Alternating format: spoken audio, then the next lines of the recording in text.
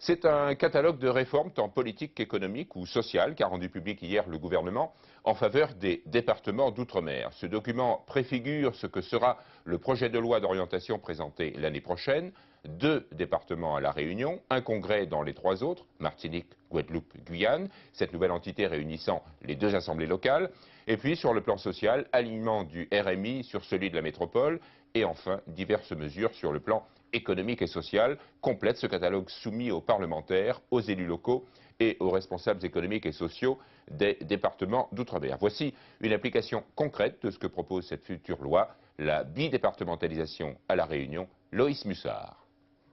La création d'un 2e département à La Réunion est un projet de longue date, avec pour implication la mise en place d'une nouvelle arborescence politique et administrative, un 2e chef-lieu, un 2e conseil général et une 2e préfecture.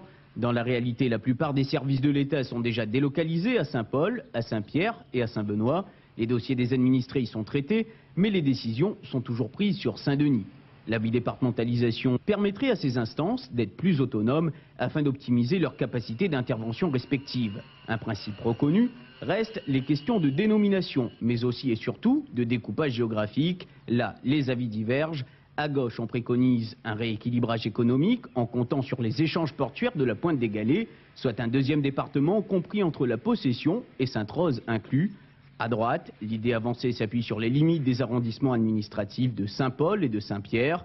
La zone concernée serait alors comprise entre Saint-Paul et Saint-Philippe.